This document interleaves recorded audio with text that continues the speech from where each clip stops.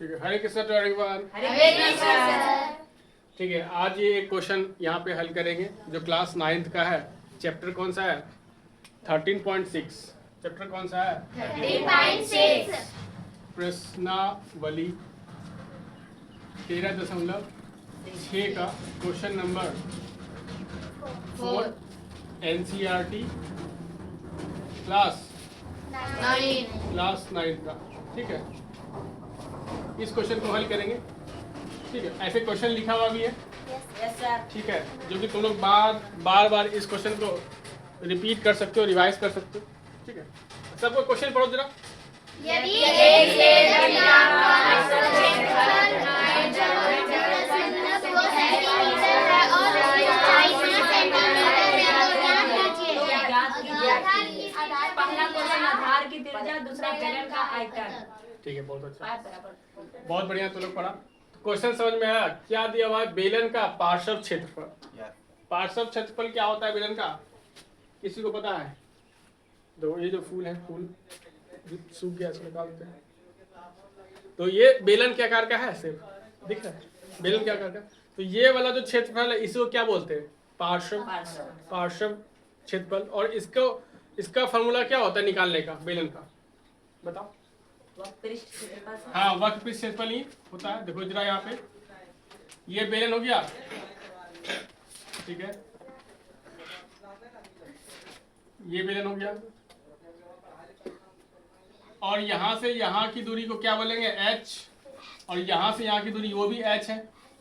h यानी क्या है? ऊंचाई, हाइट, ऊंचाई। दिया हुआ है कितना? 5 सेंटीमीटर। 5 सेंटीमीटर दिया हुआ है। ठीक है, और आधार की त्रिज्या, ये वाला आधार है, तो आधार की त्रिज्या को r से दिखा रहे हैं। और ये क्या करना है? निकालना है, आधार की त्रिज्या निकालना है। और ये वाला क्षेत्रफल दिया हुआ है, ये जो गोल गोल है। ठीक है, ऐसे वाला, ऐसे वाला। ठीक है, ये क्षेत्रफल दिया हुआ है। कितना दिया हुआ है? 94.2 सेंटीमीटर स्क्वायर दिया हुआ है। देखो यार, तो बेलन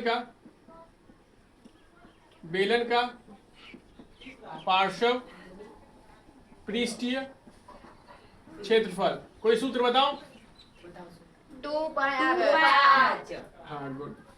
क्या होता है? 2 पाई r/h। और यहाँ क्वेश्चन में कितना दिया हुआ है?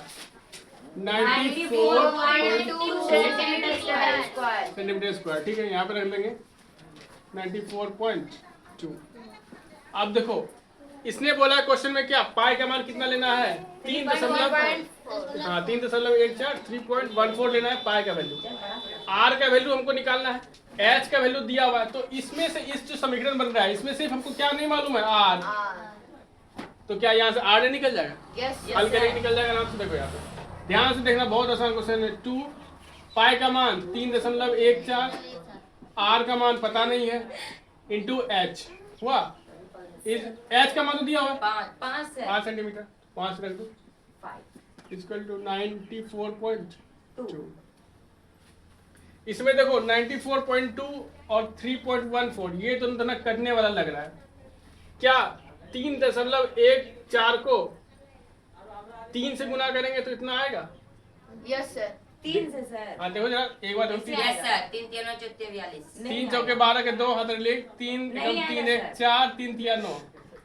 कैसे नहीं आएगा? आएगा? 94 है ना सर। हाँ, आया नहीं, इतना पॉइंट में अंतर है। हाँ। डिजिट तो आ गया ना, वो तो उस पॉइंट तो मैनेज हम कर लेंगे। देखो, इसको हटा देंगे 100, इसको हटा देंगे 10। तो अब क्या कर जाएगा? 314 गुने 3 बार में कट गया ये। अच्छा, और ये 0 से ये 0 कट गया। हाँ। अब और कुछ करने वाला नहीं है। देखो, तो r बराबर क्या आ जाएगा? 3 में ये 10 उधर जाएगा तो क्या होगा? गुना में।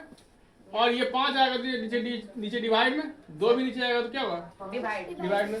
5 से सर 2 बार। 5 दूनी 10, Yes, 10 10 कट जाएगा। तो ऐसे करा दो, 5 दूनी 10, 2 से 2 कट गया। आर का मान कितना आया? 3। कितना आसान क्वेश्चन था। अब आयतन आर का मान निकल गया 3 सेंटीमीटर। अब आयतन पूछा ना, बताओ बेलन का आयतन कितना होता है? पाई r स्क्वायर। बेलन का आयतन पाई r स्क्वायर। पाई r स्क्वायर एच हो गया। यहाँ पे हम पाई का मान 22/7 भी रख सकते हैं या 3.14, लेकिन क्वेश्चन में बोला है कि 3.14 का इस्तेमाल करना है, तो हम लिख लेते हैं 3.14। आर का मान 3 गुने 3 और एच का मान 5। 2 5 दिया 15, 15 दिया 45। तो अब क्या करें, 3.14 को 45 से गुना कर लेंगे। कर लो जा 141 314 सिंपल। कभी कभी हम लोग को बच्चा क्लास में जाना पड़ता है कैलकुलेशन के लिए। देखो 5 के बेस के 0, 7 के 2, 5 के 5, 5 2 7, 5 दिया 15, 4 के 16 के 6 आता है 1 4 के 4, 1 5 4 दिया 12, 0 7 7 3 हाथ 1 5 5 1 2 1 3 4 1 1 4 1 3 0 और दशमलव देंगे 2 के बाद और इतना सेंटीमीटर। सर 0 का क्यों नहीं होगा?